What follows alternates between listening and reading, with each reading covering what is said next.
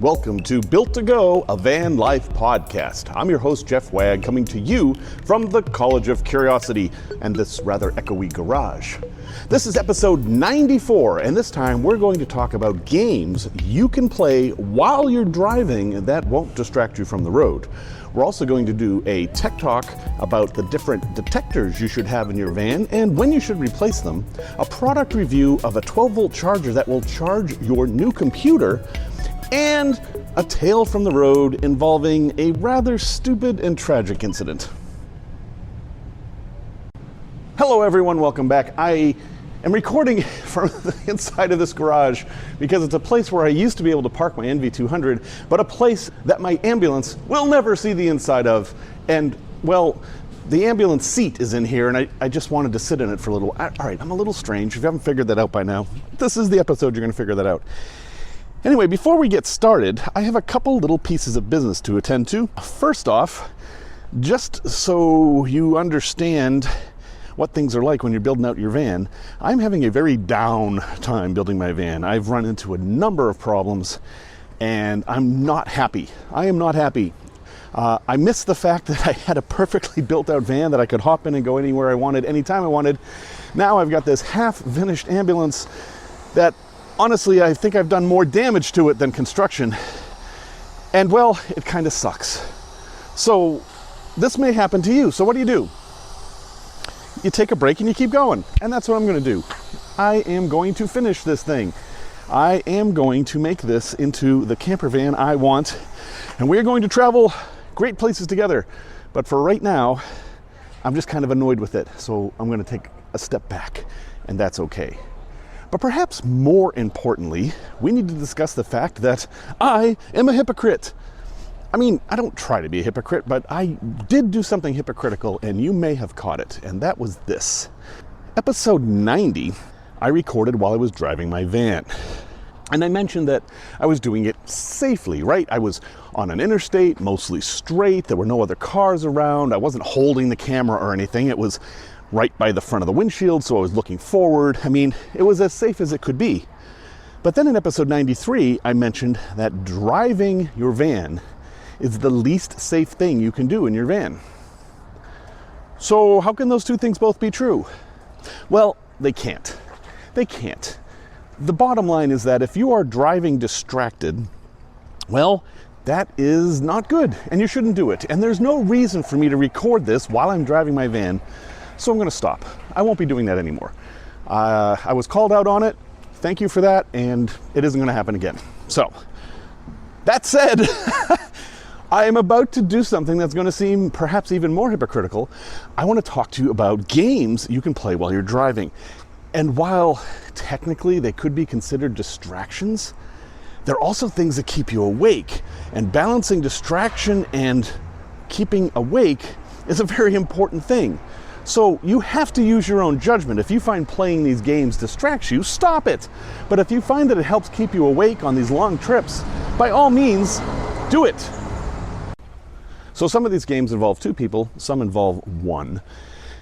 And if you're traveling with two people, this is a great game that my wife and I invented, and we call it Echoes, or at least I call it Echoes because I needed to give it a title to do this podcast.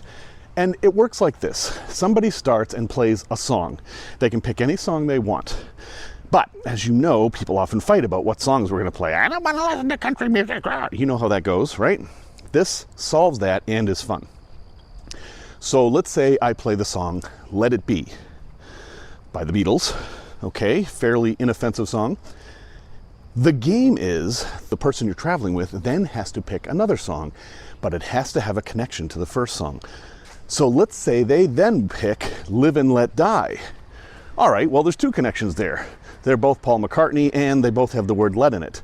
But then let's say the next song is by Guns N' Roses. And you might be like, well, what's the connection there? Well, the connection is that Guns N' Roses also did a famous version of Live and Let Die. And so maybe you don't like Guns N' Roses, but you do like Adam and the Ants. So then you play the song 5 Guns West. And then the person who hears that is like, well, Adam and the Ants, they're kind of old. But if we're going to go old, I'm going to go even older. And so they play the song Cherokee People. And you may be like, well, what's the connection? And that's the game, to figure out the connection. It's a lot of fun. People get to play the music they want. And the only rules are there must be a connection, and you must listen to the whole song. Because if you don't have that rule, it kind of breaks apart. People like listen to 30 seconds, guess the connection, and then want to switch to their song, and you want to avoid that. So that's Echoes. Good game.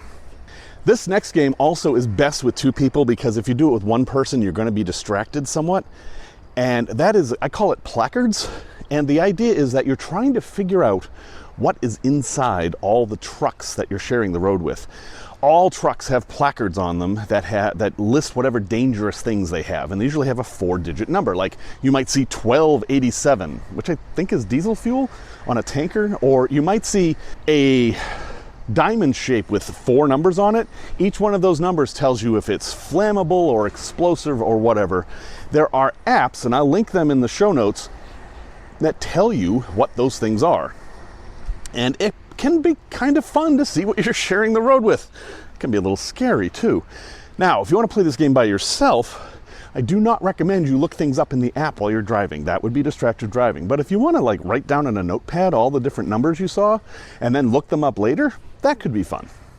Here's a game that I invented. I was driving from Massachusetts to Florida on a very long trip. I think I had to do it all at once. I wasn't going to spend the night, and I needed something to maintain my attention. So I invented a game called Roadkill. Roadkill is not a game where you are trying to create roadkill. It's a game where you're trying to keep track of it. Now, at the time I did this, I was able to post Facebook posts with my voice.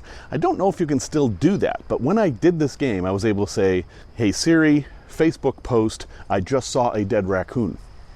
Now, I kept track of all the dead animals I saw, and it was kind of fascinating because in Massachusetts, I saw maybe a couple, and then, basically all the way down south, there was just a dead raccoon, like, oh, dead kitty, and then on the way, that's a little morose maybe. And then when I got to Florida, I was like, dead fluffy thing, and oh, another dead fluffy thing, and oh, in the last 10 minutes, I've seen 30 dead things, I don't know what they are. It was a little educational. I got to see just how much roadkill there is in Florida. But hey, not everyone has the same interests I do. I don't know that I'm actually all that interested in roadkill, but it did keep my attention for that one bit of time. All right, now here's a game I play all the time, but it does require a bit of special equipment, although any cell phone can probably do this. I love Alexa. I love Amazon's Alexa, and yeah, they're spying on me and all that stuff, and I don't care. And I love the fact that Alexa is directly connected to Wikipedia. So you can basically say, Alexa, Wikipedia, anything. And one of the things I like to do in this game I call WikiTown is to Wikipedia the towns I'm driving through, because wow, you learn some crazy stuff and it's not all obvious. And all right, so maybe that's not a game, right? Maybe that's just looking things up. But if you want to make it a game, ask a question before you Wikipedia it. For example, you're traveling through Reedsville. Guess as to where Reedsville got its name from. Was it named for the many Reeds? Was it named after a guy named Reed? Or was it named after another place called Reed or Reedsville or whatever? Make a guess and then Wikipedia it and see if you're right. I've learned a lot, and boy, again, this is just me, but it's one of my favorite things to do in the van, and it works just fine by myself. It's not distracting at all. All right, and this last one also involves Alexa. If you have Alexa installed in your car, which I do, and I absolutely love, Alexa, and maybe the Google Nest things too, I have one, but I haven't used it as much, they let you play games. And some of those games are very engaging. Now, caveat here, I find that Alexa has a hard time hearing you sometimes in the van. It doesn't like white noise and road noise, and sometimes that can interfere, and that can be frustrating. But if you want to give it a try, I highly recommend you try these games. One obvious one to try is Jeopardy. It's great. I mean, it's one of the best smart speaker games there is, and I highly recommend you give it a try. I used to play it daily. I've kind of fallen out of the habit, but it's a lot of fun and it's pretty well done. And it's basically, you just play Jeopardy. The competition part is missing. You're basically just answering questions. It'll say, this man was president of the United States during the Civil War. And you would say, who is Lincoln? That would be, anyway, I like it, give it a try. Another one in a similar vein is called Lie Swatter. Now these are from the Jackbox people. Basically, the game is that it will make 5 statements, and you have to tell it whether it's true or false. And the statements are often humorous or a little surprising, and that's the fun of it. They're things that you may not know. For example, wombats poop in cubes. Lie or truth?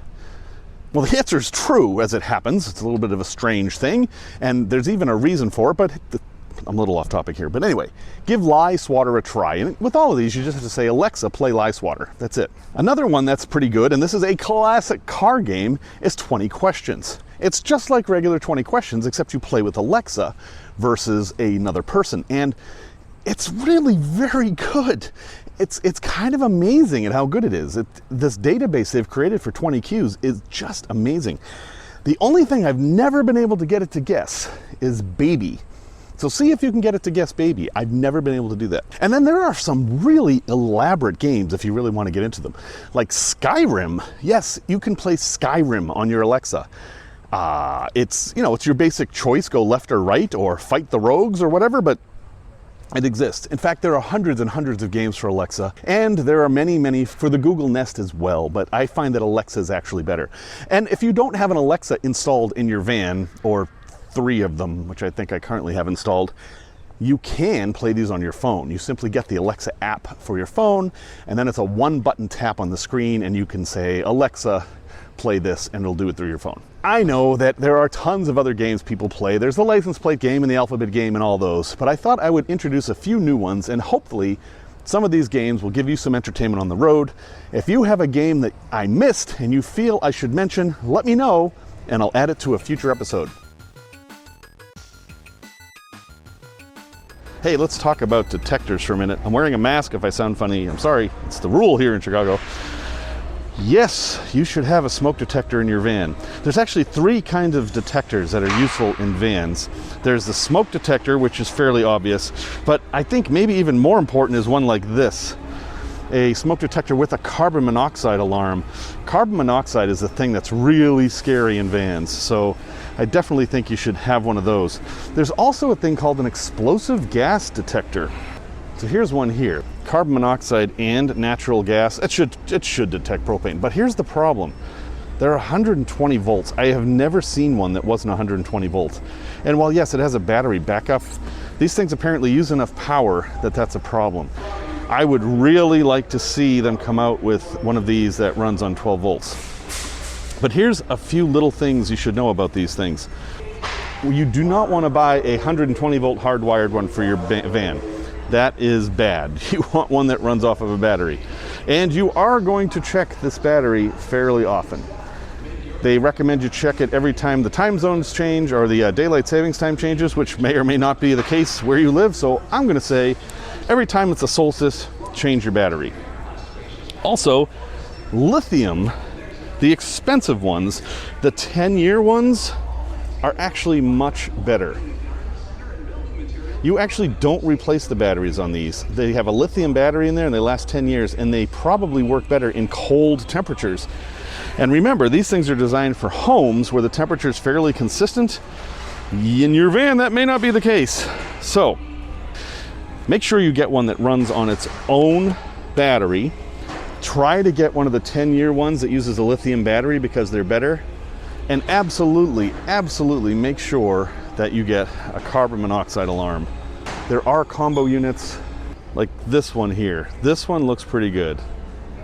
This is a 10-year one that detects smoke and carbon monoxide. It has everything you want. Now, it's $50 here, which may seem like a lot, but let me tell you, dying from smoke or carbon monoxide is a lot more expensive. So of the ones here, I recommend this one. You, of course, can get these on Amazon. I'll have links there too. But definitely make sure you're protected with a detector. Another thing that's not obvious about these things, they expire. So the 10-year ones are obviously going to last for 10 years, but some of the other ones only last for a few years. So don't think that this is a one and done. You're going to have to maintain this thing, you're going to have to clean it, you're going to have to dust it, and you're going to have to replace it after it expires. These 10-year ones, you're supposed to throw them out after 10 years. And the ones that aren't 10 years, so make sure you find out when it expires. It's important not only for your own personal safety, but it will protect your rig. If something's wired wrong in your van, well, the smoke detector could be the first way you find out about it. And heck, I want to know as soon as possible. In my NV200, I had a separate electrical cabinet, and I put a smoke detector in there. If anything was smoking in there, I wanted to find out about it as soon as possible. So these things aren't fun necessarily. They're not like the best thing about van life. You're not going to see Instagram posts about them, but they're super important. Please take the time to protect yourself and everyone else you're traveling with. A place to visit. I was fortunate enough to live in Utah for 4 years back in the early 90s, late 80s, and one of the things I never got to see, but did get to see later, was this crazy thing way out in the desert, but pretty easy to access. The story goes like this. A guy from Sweden was exploring Utah, and he was in Salt Lake City, and as many visitors do, he decided that he wanted to travel west and go to Nevada. And of course, Wendover is right at the border. That's the casino that all the Mormons go to and don't tell anybody. And you take I-80 out there, and it's an amazing drive. You go past the Salt Air Resort, or whatever's left of it. You see the Great Salt Lake. You can see Antelope Island in the distance, and you're basically on this long, straight road with nothing in the way. It's the kind of place that if you fell asleep and kind of drifted off the road, it might not be that big of a deal. I'm kidding. But Carl was driving across this treeless landscape, and he says he had a vision, and that vision was of a tree. And so there not being any trees there, and the idea of planting a tree there being fairly ridiculous, well, Carl did what any reasonable artist would do. He built a tree. He didn't build just any tree. He built a tree named Metaphor, the tree of Utah, which is what most of the locals call it. Now, if you're driving along this road, as you're approaching Nevada, you will see this tree on the right. It is massively tall, and you can pull over and park at its base. But be careful, because in recent years, tiles have started to fall off the tree, and there's a fence around it. But the tree is pretty fascinating. Definitely you want to take a look at pictures of this thing. You can just Google Tree of Utah to see that, or here's some pictures here in the video, or they're in the show notes, or however you want to get it, but definitely look at pictures. It's this very large steel tree, maybe something out of Dr. Seuss, with these giant balls hanging from it. And some of the balls lie at the base of the tree, like they were seeds that opened up. Anyway, it's kind of a cool thing, and it's something to break the monotony of that drive, and I think you should pull over. Should you park there for the night? I'm positive people have done this, but I don't think it's technically allowed. I have actually pulled over and slept on the side of I-80 on that stretch of road with no problems, but I can't say you should. It also seems to be a popular spot for presumably male individuals who wish to water the tree. I'd recommend against that as well, but people are going to be people. So yeah, I think that road is fascinating in and of itself. If you look along the edges of the road, you can see where people have drawn things out of black rocks in the white salty sand.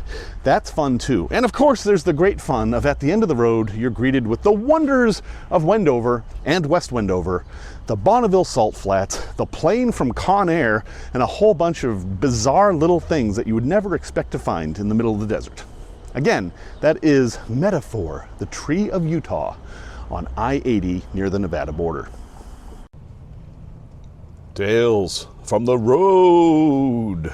So I'm not terribly proud of this story, but hopefully someone can learn something from it.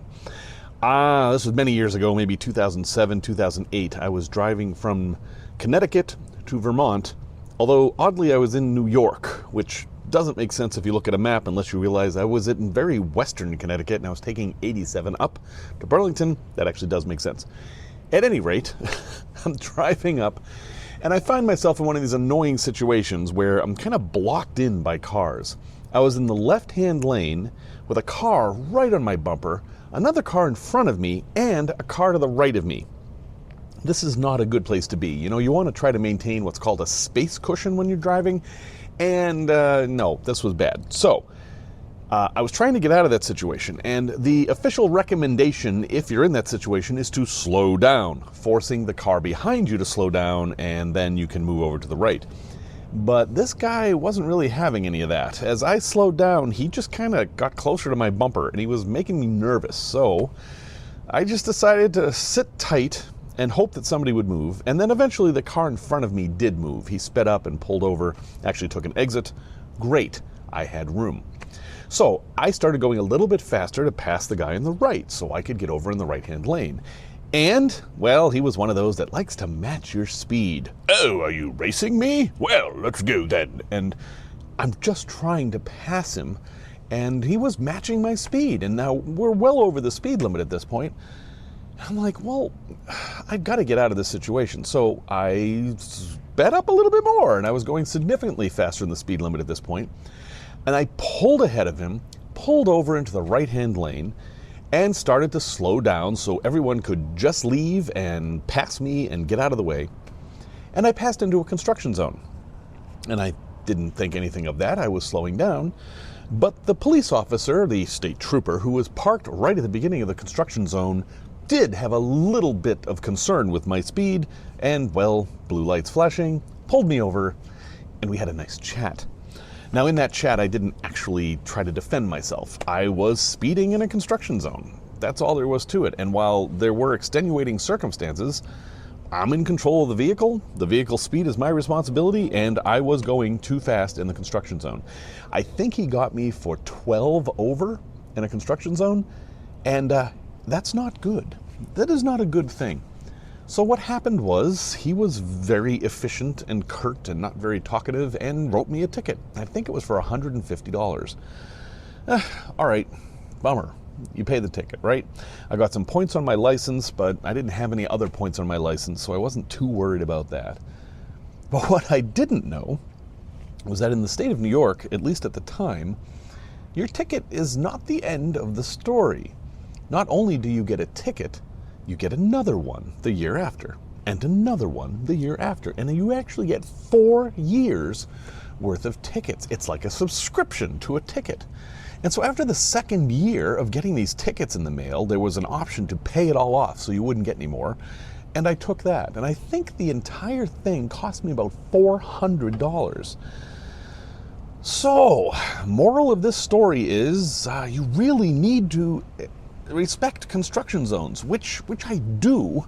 I did not mean to speed in the construction zone. It was in this weird circumstance that when it started, there wasn't even a construction zone. But I tell you this story so you'll be especially careful in construction zones. And these days, you have to watch out for cameras as well, because camera ticketing is way on the rise, even on interstates. And eventually, every single person who speeds in a construction zone is going to end up getting a ticket. Product review. Greetings from my very messy van, my poor van. Anyway, I found a really cool thing, and it is a 12-volt USB charger. And while you might not think that's the most exciting thing in the world, this one's pretty cool because it can do 95 watts total. 95 watts, that's a lot. And what that means is that with this simple cigarette lighter plug-in charger by the company WOTOBEUS, you're definitely going to want to check the link in the show notes for this one. You can charge newer Mac and Windows laptops just from a cigarette lighter outlet. Now, that again is not something that's terribly new, but this is a PD or power delivery USB device. That means it can send 65 watts of power to your laptop to charge it, which is the same as the charger that comes with my MacBook Air, for example. This is huge. This means that you can charge your MacBook over 12 volts without worrying about inverters. And I'm positive there are Windows computers like the Microsoft Surface that act the same way. It does have a USB-C port in it, and that's the most common thing. iPhones come with those now. All Mac products come with USB-C, at least on one end. And you plug that in and it charges, and it's great. It does have the traditional USB-A port, so you can plug in all your devices into this one thing, and you can plug in multiple things at once. In short, this one 12-volt charger that plugs into a cigarette lighter outlet can charge everything you have that you charge over USB. Now, that said, there are some issues with it. First off, to draw that much power, you have to have a robust 12-volt outlet. This thing could possibly pop a fuse if you had a really wimpy one. I've tested it in my Awantfi power station, and I've tested it in my Sprinter van, and it has worked fine. So that isn't an issue for many people, but it might be an issue. So just keep in mind that this thing's going to draw some power. The other thing is that it's kind of big, which isn't too surprising. I'm honestly surprised at how small it is. But that means it sticks out from the 12-volt outlet a bit. And that isn't the end of the world, but you're going to have to deal with that. In the Sprinter vans of my era, the NCV3s of 2008 to 2016, I think. The cigarette lighter's in the ashtray, and it kind of sticks out, and so I can't close the ashtray with the thing in. But I don't care. I love it. I love the fact that I can charge my laptop, or especially use my laptop, without turning on the inverter and getting full power. For those of you who, like me, don't want to use the inverter very much, this is a great solution. And the best news is the price. This thing is $37.49. And while that sounds like a lot for a 12-volt USB charger, compare it to the cost of an Apple MacBook Air charger, which last I checked were $79. This does exactly the same thing, and it does it in your car. I'll have a link in the show description, but definitely you want to check this thing out. Again, it's called the WOTOBEUS USB-C car charger, 95 watts. And to be clear, it has two USB-C ports, one that does 65 watts and one that does 30 watts. So you could plug in your laptop in the top one and your iPad or iPhone in the bottom one, and both would be charged at their full charging capacity. I think it's great. I'd love to see more stuff like this. I'd also like to see these things installed in vehicles to begin with. As a side note, and perhaps this is a little bit of tech talk, you may have noticed in older cars that have the USB outlet that you can't charge your phone in them. You plug them in and you hook up the Bluetooth and you play audio from your phone and the battery goes down. That's because the original USB standard was for only 0.5 watts. That's right, you'd get 5 volts at 0.5 watts because it was never intended to be a power delivery system. It was meant for data, and creative engineers over the years have learned to suck power out of there, and they want more and more power. So now with USB-C and PD power delivery, we can finally get a lot of power out of these things, and this device takes advantage of that. Anyway, a little bit of trivia for you. Also, USB stands for Universal Serial Bus.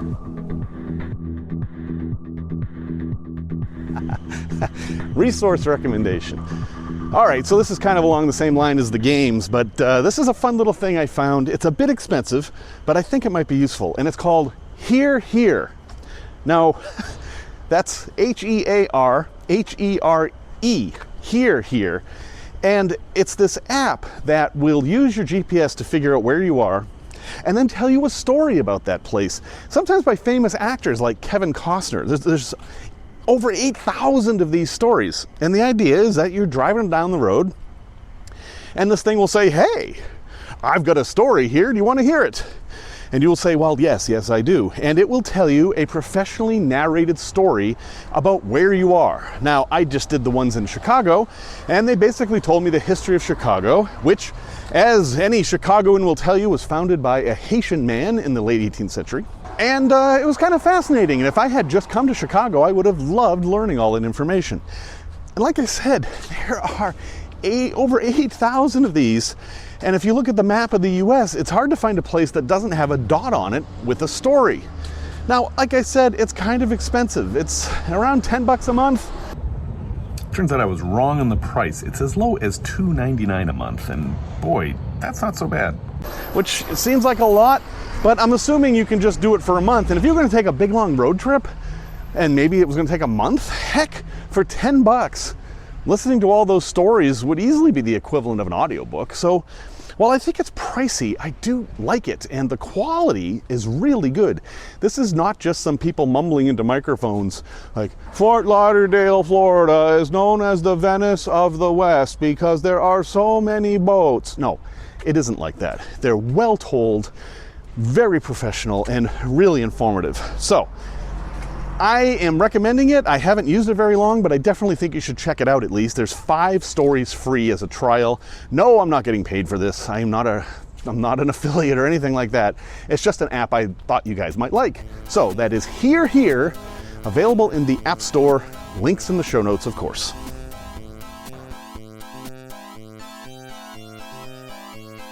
let's talk about some news. Haven't done that in a while. I'm recording this largely as an experiment for sound quality. I have a feeling the street noise is gonna be too much, but this microphone has impressed me so far, so we'll give it a try. So van life news. First off, Nissan has announced a new van, but don't get excited because it's not coming to the US and it's actually an old van, sadly. So as you may have heard, in the North American market, Nissan has pulled out all their commercial vans. No more NV200s, no more NVs in Canada or the US, and I presume Mexico where they're made. This is kind of a shame because these vehicles were very popular and great for van life, but they're gone. However, Nissan just announced a new van called the Nissan Townstar.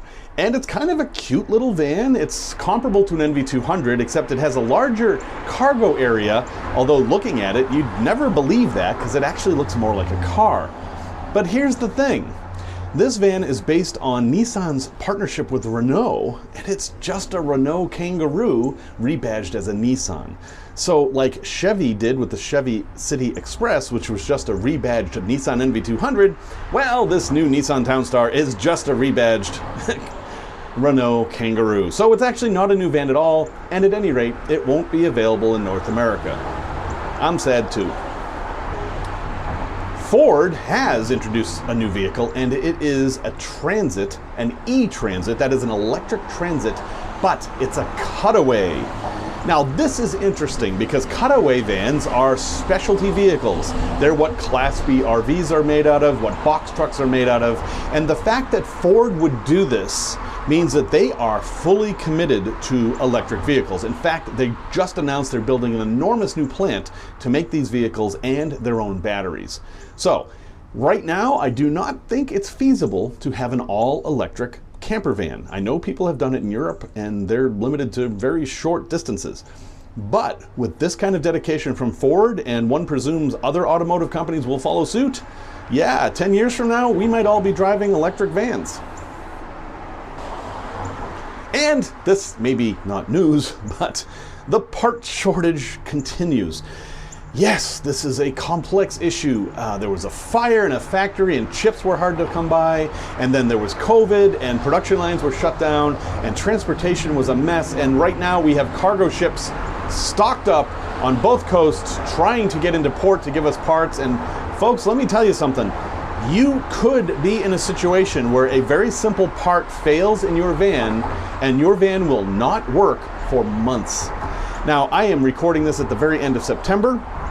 As of now, the problems look like they're going to start easing, but not very quickly. I think we're going to be stuck with this part shortage now for at least several more months. So what does this mean for you? Well, be patient. I was talking with the Mercedes dealer when I had my Sprinter brought in for service, and they said they have vans stacked up in the parking lot waiting for parts. And I went and saw some of these vans, and they were a lot of camper vans, and one had Alaska plates on it. So that means these people were traveling across the country from Alaska, and something went wrong, and they needed a part, and now their van's parked at the dealer in Chicago for who knows how long. So I don't have a great solution for this. Just know that, hey, if you can't find the part on Rock Auto, you're probably not going to find it. So make sure your vehicle's in good repair now, get the parts when you can, and make sure you've got a big buffer when you head out there, because you might find yourself without your van simply because some part broke. Well, thank you for listening to this episode 94. I absolutely appreciate every pair of eyeballs and every pair of ears. Music, as always, is by Simon Wagg. You can get in touch with me at jeff@builttogo.com. Until next time, remember the words of Roy Bennett. Your hardest times often lead to the greatest moments of your life. Keep going!